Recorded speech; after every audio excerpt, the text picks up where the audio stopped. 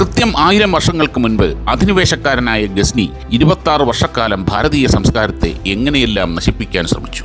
കൃത്യം 1000 വർഷങ്ങൾക്ക് മുൻപ് 1026 ജനുവരി 8-നാണ് ജിഹാദി ഗസ്നി സോമനാഥ ക്ഷേത്രം തകർക്കാൻ പരമാവധി ശ്രമിച്ചത്. എന്നാൽ 1000 വർഷങ്ങൾക്കിപ്പുറവും ആ ക്ഷേത്രം ഇന്നും തലയുയർത്തി നിൽക്കുന്നു.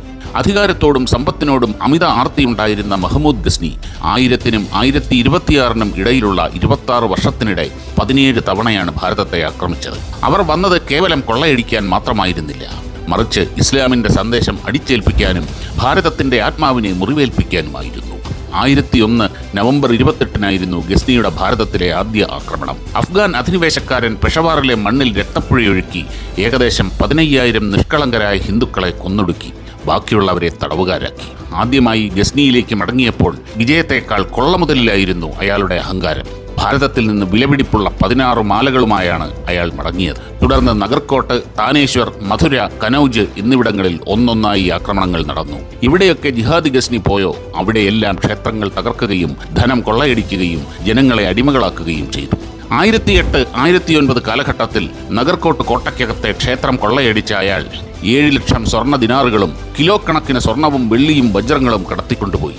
അവിടെ സ്ത്രീകളെയും കുട്ടികളെയും ക്രൂരമായി ഉപദ്രവിച്ചു. 1011 താനേശ്വർ ആക്രമിച്ചപ്പോൾ ഹിന്ദുക്കൾ ധീരമായി പോരാടി. എന്നാൽ കൂട്ടക്കൊല അത്രത്തോളം ഭീകരമായിരുന്നു. നദിയിലെ വെള്ളം രക്തം കലർന്ന് ചുവന്നു. 20,000 തടവുകാരുമായാണ് അയാൾ മടങ്ങിയത്. തൻ്റെ 7ാമത്തെയും 8ാമത്തെയും ആക്രമണത്തിനിടെ കാശ്മീർ താഴ്വരയിലുള്ളവരെ നിർബന്ധിത മതപരിവർത്തനത്തിനിരയാക്കി. 1018 ഡിസംബർ 2-ന് അയാൾ മധുരയും കനൌജും ലക്ഷ്യമാക്കി നീങ്ങി. സാധുക്കളും സന്യാസിമാരും ഉൾപ്പെടെ 50,000-ഓളം പേർ വീരമൃത്യു വരിച്ചു. മധുരയിലെ ക്ഷേത്രങ്ങൾ കൊള്ളയടിക്കുകയും വിഗ്രഹങ്ങൾ തകർക്കുകയും ചെയ്തു. 1019 ജനുവരിയിൽ കനൌജിലെത്തിയ ഗസ്നി അവിടുത്തെ 7 കോട്ടകളും തകർത്തു. 10,000-ലധികം ക്ഷേത്രങ്ങൾ നശിപ്പിച്ചു. മടങ്ങുമ്പോൾ 30 ലക്ഷം ദിർഹം, 350 ആനകൾ, സ്ത്രീകളും കുട്ടികളും ഉൾപ്പെടെ 55,000 ഹിന്ദുക്കളെ അടിമകളായി കൊണ്ടുപോയി. ഒടുവിൽ 1026 ജനുവരി 6-ന് അയാൾ സോമനാഥിലെത്തി. ജനുവരി 8-ന് ക്ഷേത്രം ആക്രമിച്ചു. ക്ഷേത്രം തകർത്താൽ ഹിന്ദുക്കൾ മതം മാറുമെന്ന് അയാൾ വിശ്വസിച്ചു. സന്യാസിമാരും നിരായുധരായ ഭാരതീയരും അവസാനം വരെ പോരാടി. പക്ഷേ ആരും വിശ്വാസം ഉപേക്ഷിച്ചില്ല.